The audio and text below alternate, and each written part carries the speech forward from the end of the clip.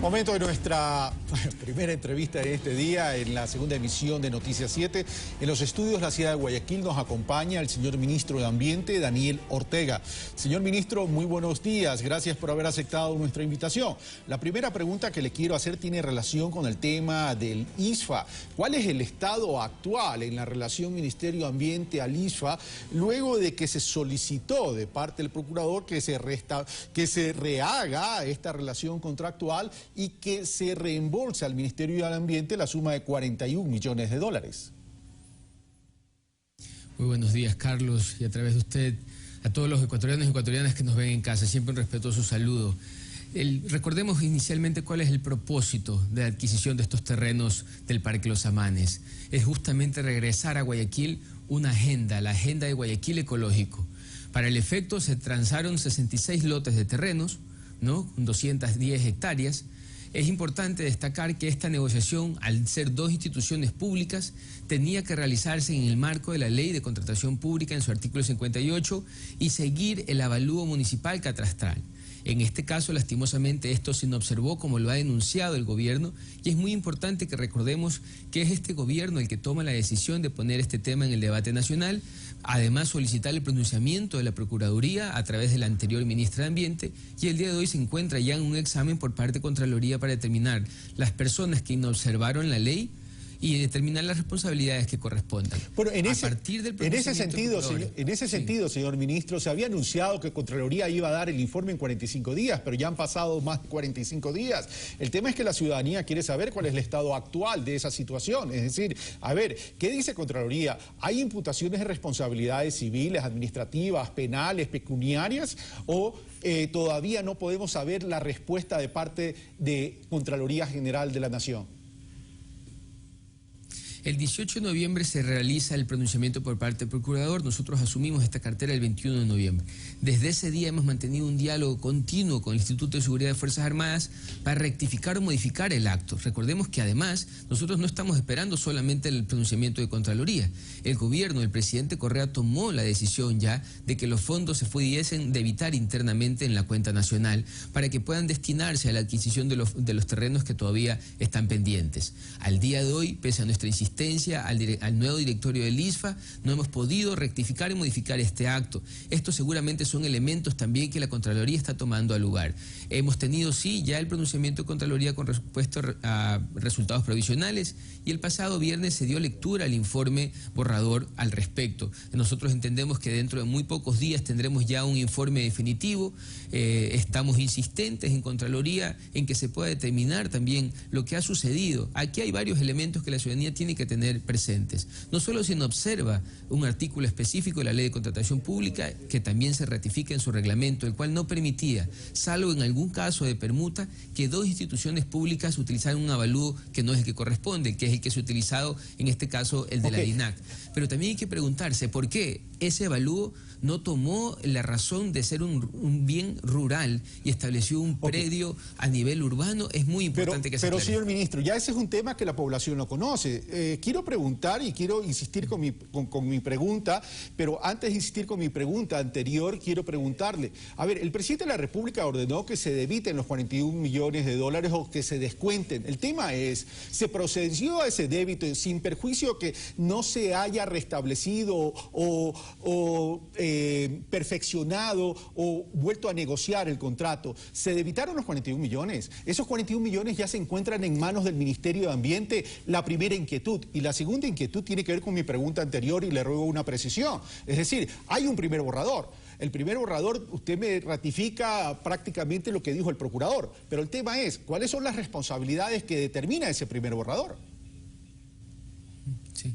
En la lectura del primer borrador no podemos comentar en el detalle del mismo por ser parte de un proceso, pero esperamos sí que en el informe final se puedan establecer responsabilidades de todas las partes. Recordemos que tanto la parte oferente como la parte que acepta esta oferta, y en este caso el directorio ejecutivo del ISFA toma una aceptación de la oferta planteada por el Ministerio de Ambiente, tienen que ser revisadas por la misma Contraloría. Aquí hay elementos de control interno en ambos espacios que seguramente tendrán que rendir cuentas en este examen y esperamos que, como usted menciona, se pueda informar a la ciudadanía en lo más pronto posible. Sin perjuicio de esto, cuando decimos que el Gobierno Nacional ha tomado ya la decisión de deducir de los fondos o preasignaciones que tiene el ISFA los recursos correspondientes, entendamos que el Gobierno Nacional, al hacer estas instituciones públicas, maneja una cuenta única. Los recursos se encuentran ya en la cuenta, la asignación y preasignación de los mismos, si entendemos también lo que ya se ha enviado al ISFA por obligación constitucional para poder satisfacer las pensiones,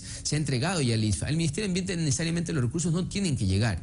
El Ejecutivo podrá disponer de esos recursos que ya se encuentran en la cuenta única cuando le corresponda. Recordemos que esos recursos son 41 millones de dólares, es equivalente al 80% que tenemos en nuestro presupuesto este año, y se tienen que destinar a la adquisición de los terrenos que todavía están faltantes en el Parque de los Amanes. Pero, señor ministro, ahí no hay una contradicción. Si los fondos le corresponden al Ministerio de Ambiente para adquirir estos nuevos terrenos y usted me está diciendo que entran a la caja fiscal para uso del Gobierno Nacional, entonces si el Gobierno Nacional dispone de esos fondos, ¿cómo se van a comprar los otros terrenos?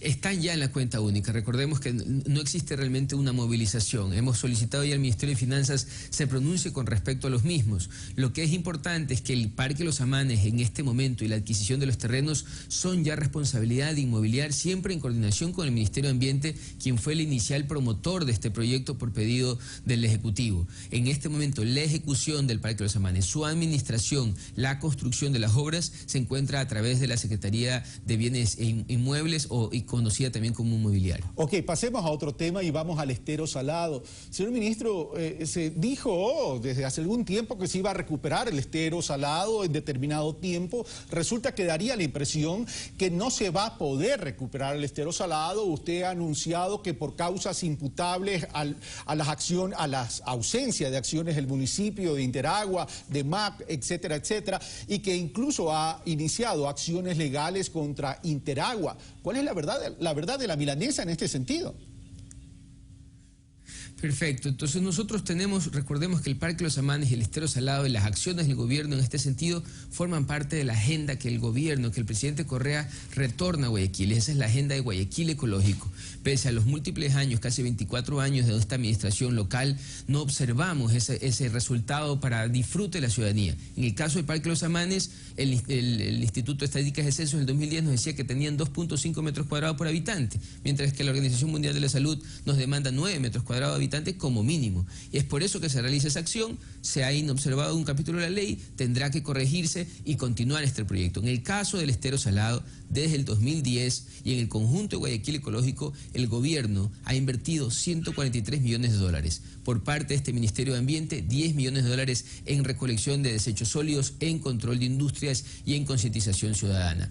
Pese a ese esfuerzo nacional, pese a los avances que existen en industria en Guayaquil con grandes pasos en nivel de cumplimiento, nosotros denunciamos que a partir de un informe técnico que analizaba la calidad del agua en las tuberías del alcantarillado, en los puntos de descarga del alcantarillado en el estero y en el mismo estero salado, se incumple la norma más de 80 veces. No es una, no es dos, son 3 veces. No podemos ser indolentes ante esta situación. El estero salado es parte de un ecosistema muy vulnerable que reproduce fauna, pero además alberga a una ciudadanía que merece vivir también en dignidad. Son los barrios del sur, el suburbio, el Guasmo y la Trinitaria. Sin duda hay avances en el norte. Y no se trata de desconocer, pero el objetivo principal es que los ciudadanos puedan disfrutar de un estero salado limpio, y a través de eso hemos interpuesto todos los mecanismos legales suficientes para que la administración local pueda establecer las inversiones necesarias para corregir este problema. Casi 400.000 ciudadanos sin un servicio de alcantarillado eficiente y funcional como lo determina la Constitución. Pero sin perjuicio de lo que usted acaba de anotar, señor ministro, Interagua respondió de la siguiente manera. Dice que en el año 2012 alrededor de 1.500 predios ubicados en la isla Trinitaria, Suburbio Oeste, Plan Pilote, Cisne 1 y Cisne 2, todos aledaños a las riberas del estero salado, fueron notificados con desalojos por parte del gobierno central para la construcción del Parque Ecológico El Salado. Obra del gobierno central, indica, lo que impide que los predios que habitan en los sectores mencionados puedan ser incorporados a la red formal de alcantarillado sanitario, los cuales actualmente se encuentran descargando directamente en el estero salado. Es decir, si se anunció el tema del desalojo y no se lo ha realizado, ¿cómo puede, interpreto Interagua, realizarse los trabajos que se piden que se hagan? Es importante que tengamos claro el contexto. Se tratan de más de 40.000 viviendas en el suburbio y en el Guasmo y en la Trinitaria que no están conectados al sistema alcantarillado y más de 65.000 viviendas en la Chala que no cuentan con un alcantarillado funcional y que cuenta también con defectos. Ese total de personas llegan casi a 400.000 viviendas. Este número pequeño que nos indica a través de ese comunicado la empresa municipal de agua potable e Interagua, he mantenido una reunión directa con el gerente de Interagua y le hemos indicado que esas notificaciones ya fueron relocalizadas. A partir de la fecha no existen nuevas notificaciones, es decir, ellos no tendrían ninguna, por así decirlo, excusa para no garantizar el servicio alcantarillado funcional y realizar las conexiones intradomiciliarias. Hecho de esto es que hace pocos días EMAPAC anunció ya una licitación pública para la interconexión de 3.500 viviendas. Además, ha anunciado que tienen estimado cuál es el costo. Antes se decía que no se podía realizar las conexiones intradomiciliarias y que además están gestionando un préstamo. Por parte del Gobierno Nacional hay toda la facilidad de poder acompañar estos diálogos con el municipio y sus empresas. Los hemos hecho desde el 2010, sin embargo se han incumplido los acuerdos previos y nosotros no nos vamos a prestar para un circo. Lo que nosotros necesitamos es que se informe a la ciudadanía cómo se va a corregir este problema, que sabemos que es viable técnicamente y económicamente. Así que invitamos a la ciudadanía a que pueda hacer ejercicio de este derecho. Muchas gracias, señor ministro, por estar con nosotros y darnos pues la explicación tanto en el caso del IFAC como en el tema del estero salado.